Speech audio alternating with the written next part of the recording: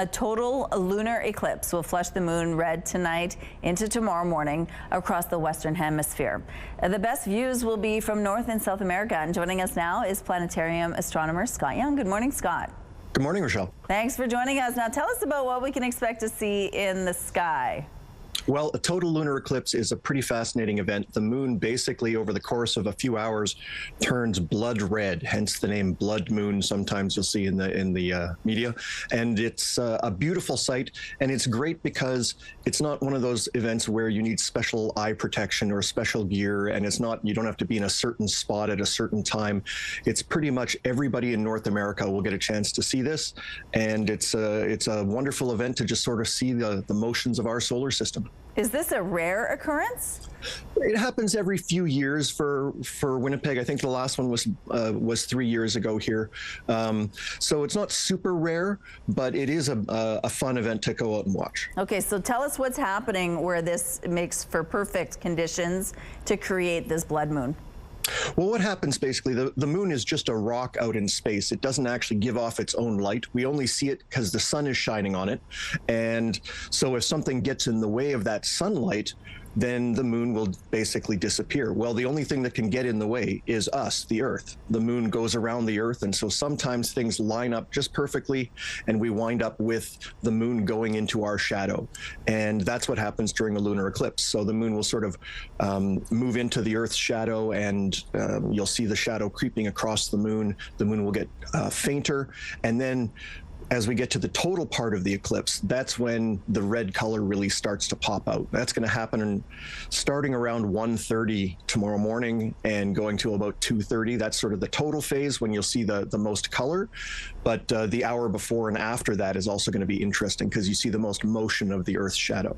And I'll be up at that time, so it's perfect for me. What's the best spots in Manitoba to see this? Literally any place that you can see the moon, you'll be able to see the eclipse. We're going to be doing a live stream as well for people that might want to stay in bed or just, check on it every so often. So you can see that through the Manitoba Museum's social medias. But literally, if you have a pair of binoculars, that's the best instrument to watch this with, or just your regular eyes. And again, you don't need any protective gear to look at it either.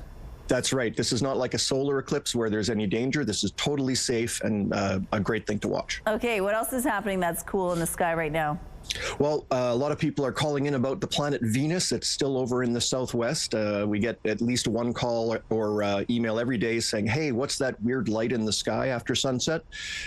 Really, really bright, but we'll only be able to see it for the next week or two. Okay. And then it's going to disappear. And then it'll pop up into the morning sky. For you early risers, you'll be able to see it over in the east in the morning. So that's kind of a neat thing to watch as well. Okay, let's go back to the moon because there's some really cool things happening on the surface of the moon right now. Tell us about that.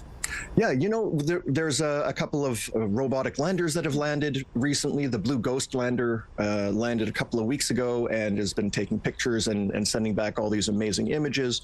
There was one lander that didn't quite work out. Basically it landed and then tipped over. I guess it landed on a rock or on a slope or something like that. So we're getting ready to send people back to the moon. There's all sorts of cool stuff going on there as well. So it's definitely going to be the place to watch for the next little while. And the rover also captured the sunrise from the moon's vantage. Yeah, that's something that I hadn't really seen a picture of before. Normally, these rovers don't point their cameras at the sun because the sun is so bright it will damage them. But modern cameras were able to take this picture of the moon, of the sunrise on the moon, and it's kind of eerie. You've got the really, really brilliant sun, but then surrounding it, there's the blackness of the sky. There's no blue sky there. There's no air, and it's a really alien kind of feel to the picture. The moon is such a fascinating thing. People are obviously interested in what's going on there. What are they hoping to find on the moon? I think there's a few things. They're hoping to find water that can be used for supporting settlements and things like that. But really, I think science is the reason to sort of go there. The moon is a great place to do science from. Rather than building a space station, you've already got a space station solid thing going around the Earth. And it allows you to do things like, for example, radio astronomy, where here on Earth, there's radio and TV and microwave and cell phone signals that sort of get in the way of the faint signals from the universe. If you go onto the dark side of the moon, you can't see the Earth at all. And so all of those signals are blocked. And so it's a perfect place to spend time observing the rest of the universe without the interference of our local backyard. Very cool. Thank you, Scott, for your time today. We appreciate it.